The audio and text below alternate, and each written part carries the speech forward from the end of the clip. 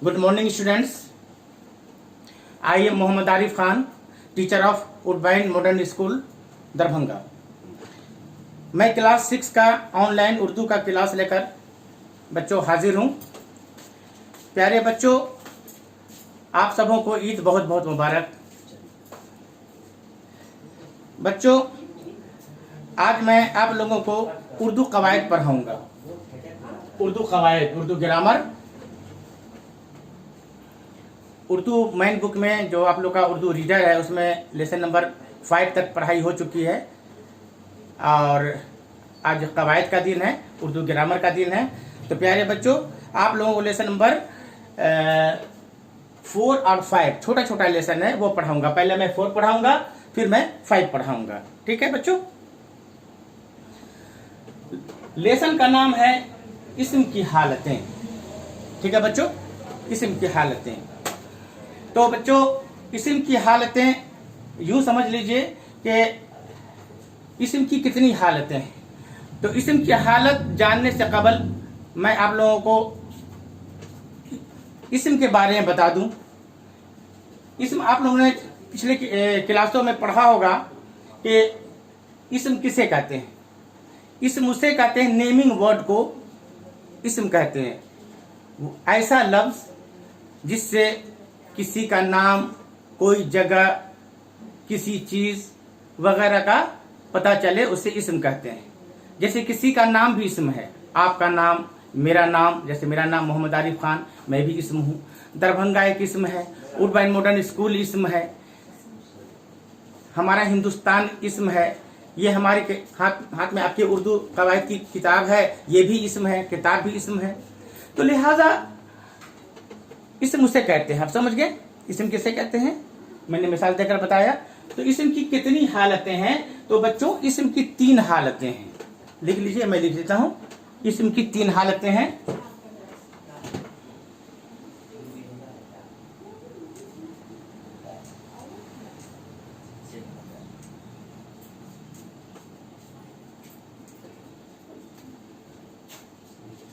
इस्म की 3 हालतें हैं।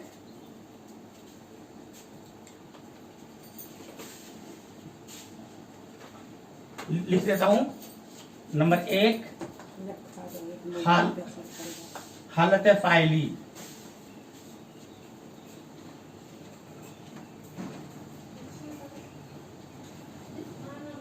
नंबर 2 लिखिए हालत मफऊली।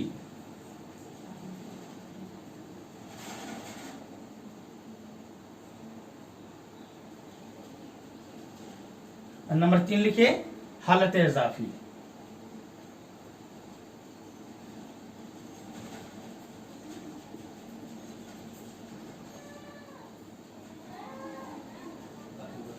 अब बच्चों,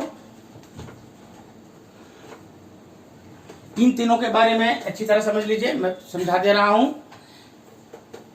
इसमें फाइली, इस्म फाइली वो इस्म है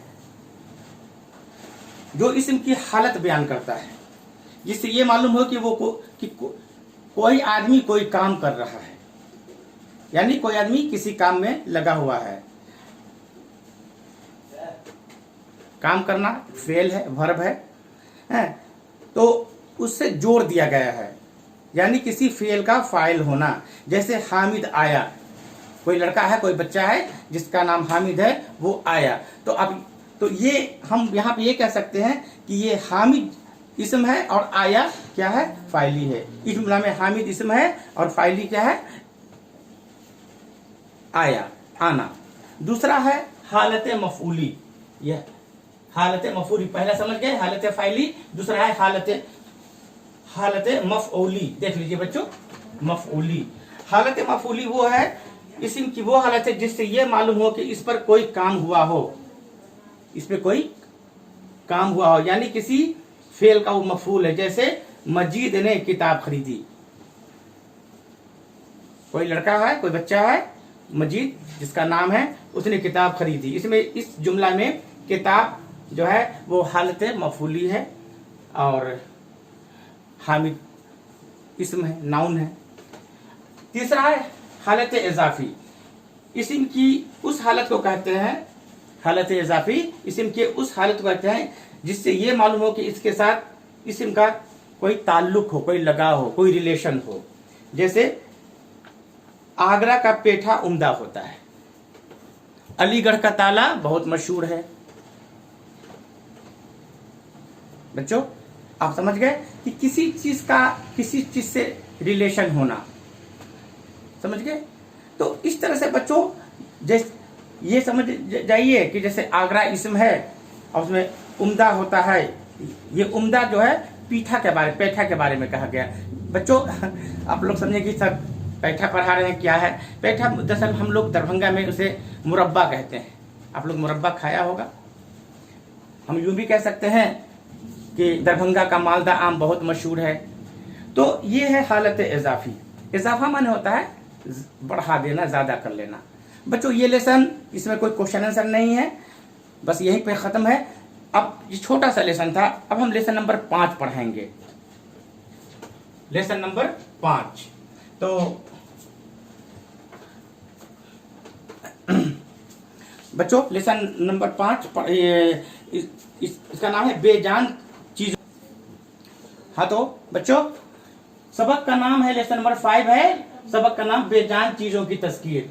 लेसन नंबर 5 है ये तस्कीर व तानीस, हाँ मुज़क्कर और मुअन्नस को कहते हैं। आपके लेसन का नाम है बेजान चीजों की तस्कीर, हाँ बेजान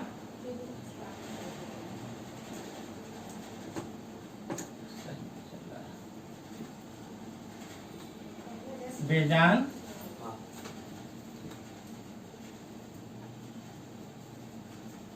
चीजों की तस्कीर। बच्चों बेजान चीजों की तस्कीर यानी कि मुअन्नस मुज़क्कर बनाना है, जेंडर आज की पढ़ाई है, लेकिन ऐसा जेंडर जो नॉन लिविंग है, बेजान है। जैसे कि हमारे हाथ में ये किताब, ये बेजान चीज है। पंखा, हाँ, कलम, ईंट, पत्थर, ये सब बेजान चीज है जिसमें जान नहीं हो। आप लोग पढ़ा होगा साइंस में लिविंग नॉन लिविंग। तो नॉन लिविंग चीज का भी मुज़क्कर मुअन्नस होता है। बच्चों मुज़क्कर मुअन्नस समझ लीजिए, मुज़क्कर मुअन्नस से कहते हैं जैसे कि नर को मुज़क्कर कहते हैं, अमादा को मुअन्नस कहते हैं। इंग्लिश में मैस्कुलिन जेंडर और फेमिनाइन जेंडर। जेंडर आप लोग ने पढ़ा होगा, तो उसी का 2 शक्ल होता है, बल्कि इंग्लिश में तो ज्यादा है, masculine gender, feminine gender, neutral gender.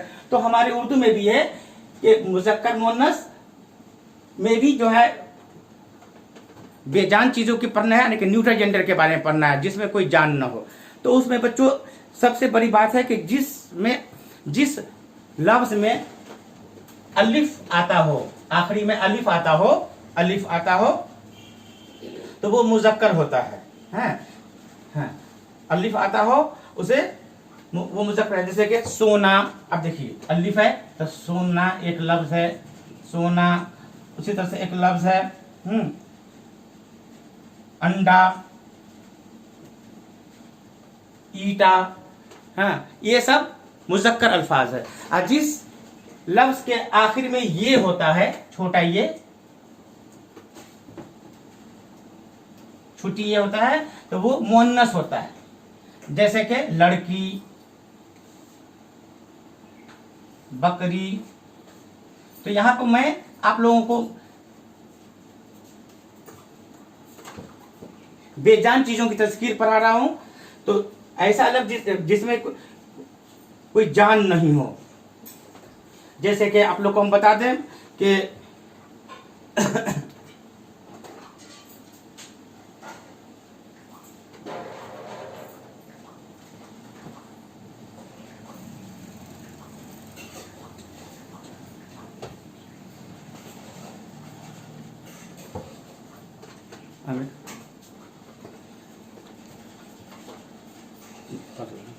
लफ्ज है आबादी, ये मुअन्नस लफ्ज है, आखिर में ये लगा है। अब वैसे ये तो बेजान चीजों का है, अगर जानदार चीजों में भी ये लगता है आखिरी में छोटी है तो मुअन्नस रहता है। जैसे लड़की, बकरी वगैरह, घोड़ी, दादी। और बच्चों कुछ ऐसे भी मेटल्स के नाम है, मेटल्स जिसको धातु कहते हैं, धातु हैं, जैसे जवाहरात के नाम जैसे सोना, हाँ, जैसे सोना वगैरह, ये मुजक्कर है, लेकिन चांदी मुअन्नस है। और लेकिन जिसके आखिरी में ये लगा होता है, जिसके आखिरी में ये लगता हो, वो कुछ ऐसे भी अल्फाज हैं बाज़ औक़ात वो मुजक्कर होते हैं, जैसे पानी, मोती, दही वगैरह। और दुनिया की जितनी भी ज़ुबानें हैं वो सब के सब जो है मुअन्नस हैं, मुअन्नस है। जैसे इंग्लिश, रूसी, जापानी, जर्मन, तेलुगु, उर्दू, हिंदी, ये सब मुअन्नस अल्फाज हैं। हिंदी के भी बहुत सारे ऐसे अल्फाज हैं जिसके आखिरी में नू लगता है, वो मुअन्नस बन जाता है, जैसे मिठास, खटास, उलझन, उड़ान, धड़कन वगैरह। अंग्रेजी कुछ ऐसे भी अंग्रेजी अल्फाज हैं जो मुअन्नस हैं, जैसे कि बोतल, रिपोर्ट, कमिटी, लैंटेन वगैरह। तो बच्चों ये था, बस ये लेसन है। अब मैं इसमें आपको कुछ क्वेश्चन आंसर कराऊंगा, और फिलहाल आप ये क्वेश्चन आंसर लिख लीजिए। आपके लिए क्वेश्चन आंसर नहीं, वो होमवर्क लिख लीजिए।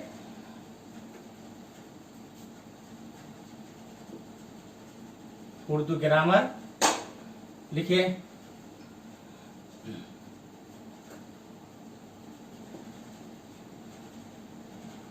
Read lesson number 4,